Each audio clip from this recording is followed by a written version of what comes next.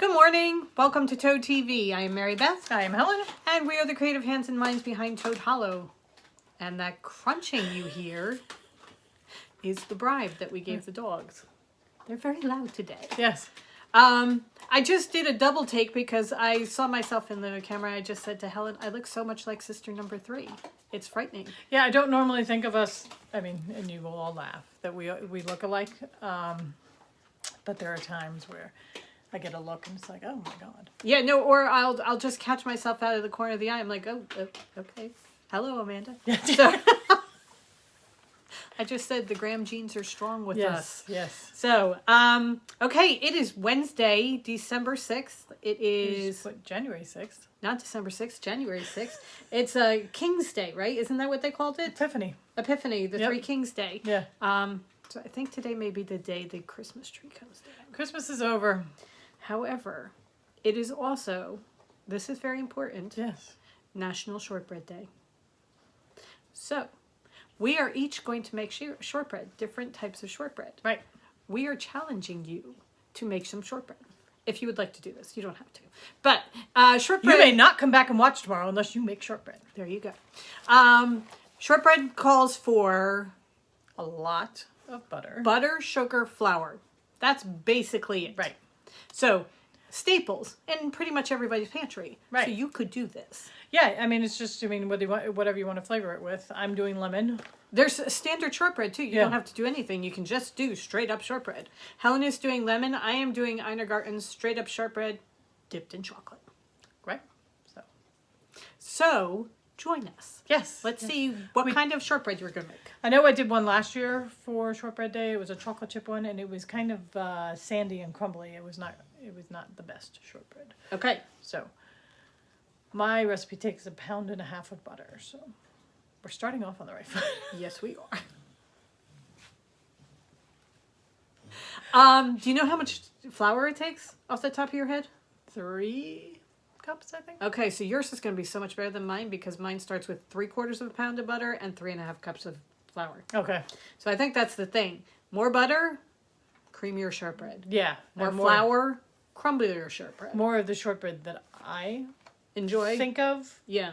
When I think of shortbread, I think of Chessman. Okay. I do not necessarily think of sandy, crumbly, dry. I may have to rethink my shortbread. I'm going to have to go check this out. Okay, anyway, if you want to do it, leave us a comment. Tell us what kind of shortbread you're making, and then we'll all come back tomorrow and share how it went. Right. Okay, and you guys can let us know how yours went, and we'll let you know how ours went. We'll put it up on Crafting with the Toads Facebook group. Yeah. Everybody put up pictures of their shortbread. Okay, and then you can leave us comments on tomorrow's podcast to let us know how everything went. Right. So everybody can share. Yep. Now the seagull's here. Yeah. We put out goldfish. We had crows to begin with. Then the squirrels came, and now the big bully seagull has come and kicked everybody off, and he will hoover up everything. Yes. Within a matter of seconds, every crumb will be gone. Yeah. But, so, you guys, on our video yesterday, where everybody was, Okay, so let me start by saying Helen sped up the video, so it was twice as fast as it actually was. So I may have been exceeding the speed limit a little bit, but it wasn't that much. So whoever commented that you thought I was speeding, not really. Maybe a little bit, but not really. Okay, go ahead. But did everybody a lot of people made a comment on what we thought staples were, as far as, we were just buying animal food. We did hide some of the food that we didn't hide it. We didn't show the food we were buying for ourselves. The Diet Coke and the Cheetos. Right. Staples were gotten. Don't Yes. worry. We got it covered. However, we also had just gotten an Instacart the day before. Yeah, I was going to say, we take care of ourselves through Instacart. Yeah. We go to the big store for the big bags of birdseed. Yeah. That nobody wants to deliver to us because it's 40 pounds a bag. And we are both trying to make our food much more than process our food. So. All right.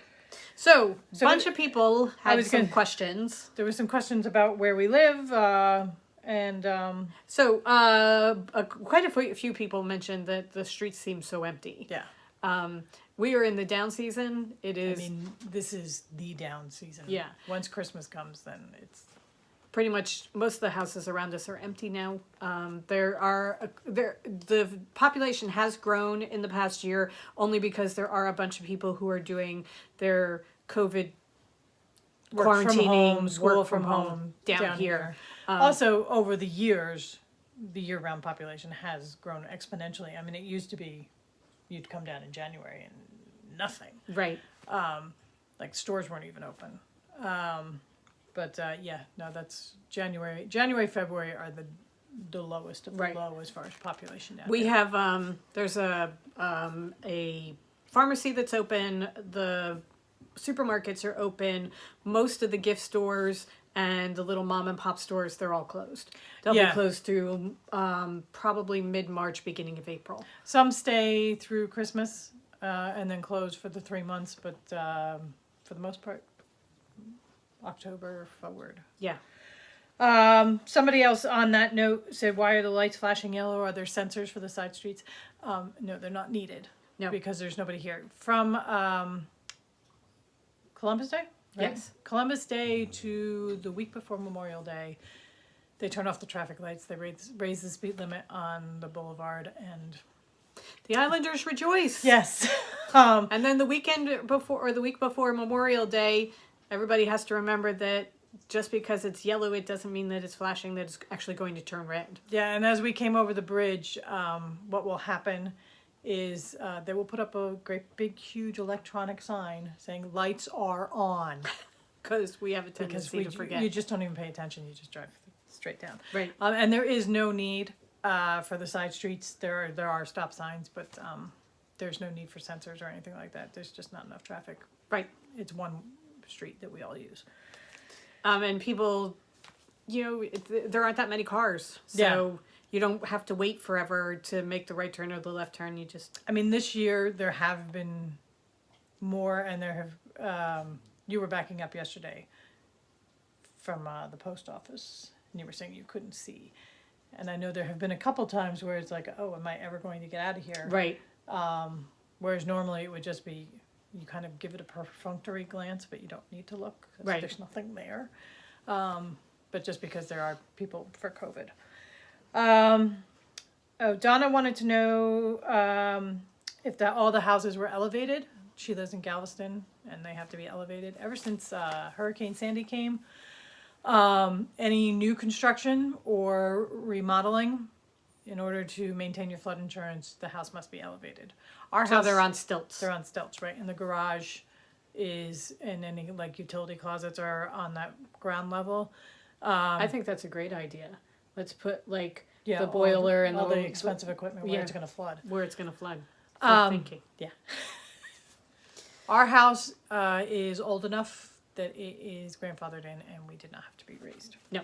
However, Because a lot of houses after Sandy, if they were in a particular floodplain, had to be raised in order to maintain insurance. Even if no damage had happened and they weren't doing any remodeling, they had to be raised. for us, that when we were redoing the bottom floor because of damage from Sandy, they told us that we weren't supposed to have any living areas like bedrooms downstairs.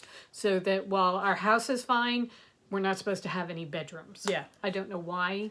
Yeah, I don't get that one, but it doesn't make any sense to, because you're not supposed to have the living flooding area. doesn't happen, so quickly that if you're sleeping, all of a sudden you wake up drowning. Right. So unless it's a tsunami, and then I'm sorry, You should have had warning. or you're out of luck. I was gonna say, on this island, you're Pretty much out screwed. of luck. So then Amy said she pictured the island much smaller.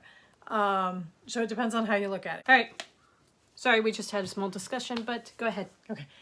So the island it's 18 miles long, but in most spots it is only about 4 blocks wide. So it is very long. Very thin. Very thin. So for the tsunami, when the tsunami comes, it's just going to eat the island. I know. I was going to say it's not even going to, break and wash across the island. It's going to break over the island. entire Yeah, island. I mean, We can stand at the top of the dunes and look out at the ocean and turn around and see the bay. And see Mordecai Island, which is another island in the middle of the bay. uninhabited. Yeah. But so yeah, in our particular where we are, we can walk width-wise in about 2 minutes. And the causeway, there is one roadway on and off the island. There's only one way. Yeah. The causeway. And it is about 2/3 up the island. So I think you have about 7 miles going towards Barnegat Light from the causeway, and then about 11 miles going south. Right. And we are south, probably about halfway 8 down. miles. Yeah, about 8 miles down. Yeah. I could, do it on my phone, but really. And one day we will take you on a drive when it is more populated. And then it seems like the island is Also, what we could very do, long. it might be a cool thing to do where if we drove down to Holgate and just And drove the island. drove the island, the Yeah. entire length of the island, That might be because kind of that you could see how the different areas are populated. Yeah. Maybe we'll do that. Okay. Okay. That'd be cool. Yeah. All right.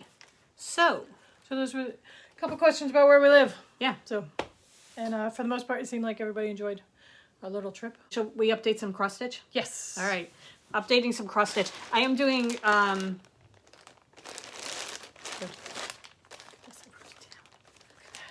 I'm doing the Temperature Library by Christy Di Clemente. We saw Lori Holt did this, and we thought this was really a great idea. She does a library card for each of her projects and puts the information on it, and then what she does is she puts it on the back of the cross stitch when she's finished. I have a journal. I'm going to put this in my journal so that I know. But what I did was, And we got them so they have they come with the pocket, and the pocket has got the adhesive on the back. So we just pull off the sticker and pop Slap it it right in on. our journal. all right, so what I did was I broke down my temperatures and what colors I was going to use. So I have from 10 to 20 is light blue, from 20s to 30s is dark blue, blah, blah, blah, blah. Under 10 degrees is white, over 100 is, I think, yellow. I think I did yellow. And then on the back side, I just put, the colors on the front that I was going to do. And then on the back side, I broke it down even further so that I have 10 to 12 degrees is color 747, 13 to 16 is something else. And I have everything broken down per color so that when I'm doing them, I'm going to know what it is. And it's a quick, easy reference because you just pull out your card. Right. So, in your oh-so-classy Ziploc bag. In my oh-so-classy Ziploc bag, right. I should transfer it to a Toad Hollow bag so that I at least have it in something. All right. This is where I am. I have finished my bookcase. So I have the basic outline of the bookcase, and I have January's shelf done. And I've got the first 4 books on there. I am doing mine in 2 colors. I'm doing the high and the low. I have it so that I have all the space on this side of the fabric. So what I'm going to do is I am going to put the temperatures and the colors that I used. Well, actually, I'm not going to do the color. I'm actually going to write, I'm going to stitch 10 to 12 in whatever color 10 to 12 is. So I'm you're not gonna going to do write... you're going to do the tiny increments. You're not going to be like 10 to 20 is Right. yellow. Right. Okay. I'm going to do all the tiny increments going all the way down. And I'm not going to say 10 to 12 is DMC 747 or whatever. I'm just going to do 10 to 12 in 747. Okay. So I'll be able to see at a glance what the temperature was. And then I'll be able to see the high and low for each of the books. So is That's that very right? cool. In the right area? Yeah. Yeah, Okay. you can see. So that's where I am They're so just far. very small. They're tiny. They're teeny tiny. But, I mean, you got to fit 365 on that bookshelf. So. Right. So what I'm doing is some of them I'm doing, like the first one I did in stripes. The second and the fourth one I did in a checkerboard. The third one I did one line of the high and then one row of the, or one column of the low. So I'm doing it in different things. I'm also making all the books different heights so you can see where the days are. So because between day 3 and 4, the lows were both in the same area, so that purple is the same, so that It blends. it kind of blends a if little they're all bit. the same size, yeah. Right. So it's different sizes to throw it off. Cool. So that's where I am. I have to put in yesterday's. I do it a day late because I have to wait for the low temperature to register. So yeah, that's how I am. Very, very cool. Yeah. It's really, since I got the bookcase done, I mean, I still have to do the curly Q on the top and put the date in and that kind of thing, and put the rows for each of the months. But since I have the basic outline in, now it's just putting in the books pretty much. I was going to say, now you can do the days, and if you're feeling Like you want to do something extra. you can start working on the other stuff. But Right. At least you can continue on. Right. So that's where I am. So, 4 days in, and You're on I am track. on track. Very good. Yeah. Let's see how long that lasts. Right now, I'm doing well. I am still working on The Bear in the Tree by Madame Chantilly. And I have mine in a tote hollow bag. In a Tula Pink Toad hollow Yeah. bag. Because, as Tula said yesterday, we're friends. Yes. So last week I had just started the tree. So I have gotten quite a bit done. You have. My God. Pay no attention to the colored things. They were another project that I started that I'm slowly but surely picking out. But I love him so much. He is so awesome. This side of the tree here is, Very much a Charlie Brown tree. yes. But it's taking, I was going, and then, we went back to work. So it's taking a little bit longer. But I do love him, and I am close enough. We'll see if I actually finish him or if I move on. But he's close. So He's cool. yeah. He's so cool. Yeah.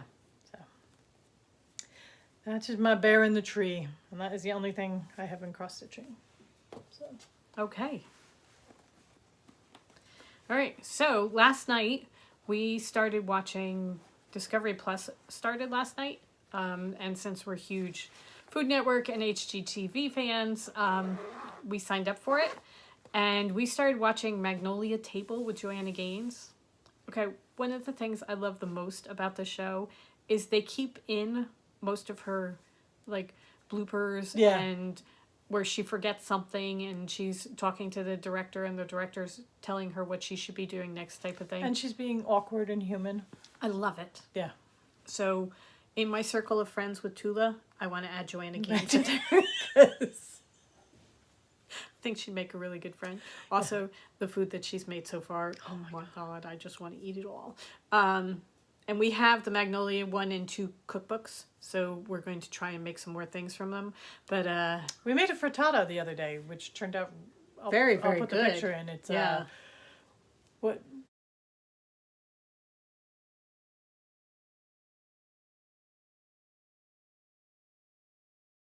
pancetta and peppers and It's feta. a sweet pepper pancetta frittata. It had it called for Gruyere cheese. We just got regular Swiss cheese, Right. and feta cheese on top. Really good. Very good. Very good. And it's a perfect thing for dinner. Yeah. Not too heavy. You know, it was really very, very good. So we've done that, and we've done a couple of other things from her books that most of them I've really, really enjoyed. Yeah. Yeah. So We will continue on. a couple more coming up. So. I checked to see if she had shortbread. She does not, because I thought if she's got shortbread and we're trying Yeah. to do some of her recipes, that would be great. But she doesn't have any listed, so I'll have to do something else. I have to go with Ina instead. Damn. Anyway. All right. So I have to go make shortbread. Yes, we have planning to do today. We are being proactive and planning out the year. On that note, we are going to have a shop update. 2020, let's see how long it lasts, but we're going to try and do 2021? 2021. 2020, it's gone. Gone. 2021, we are going to try and do shop updates every Friday at like 5 o'clock. So we have an update coming up this Friday at 5 o'clock. We have 2 new fabric lines. It's a lot. We have 2 new fabric lines. We're bringing in ribbon. And we are updating a lot of the yarn quantities. No necessarily new yarn colors yet. That's next week. But we are bolstering the inventory a little bit. Right. So, Friday at 5 o'clock. Yes. And we will talk about that more tomorrow. Okay. So, all right. go Hint. forth and create, everybody. Jula's part of it. Yes, she is. Jula. Because we're friends. Anyway. So, go forth and create, everybody. Bake. Make something. Yes. Tell us what you're making. Shortbread. Yes. We will post progress on Instagram and Facebook. Okay. So, have a great day, everybody. bye. We'll see you tomorrow.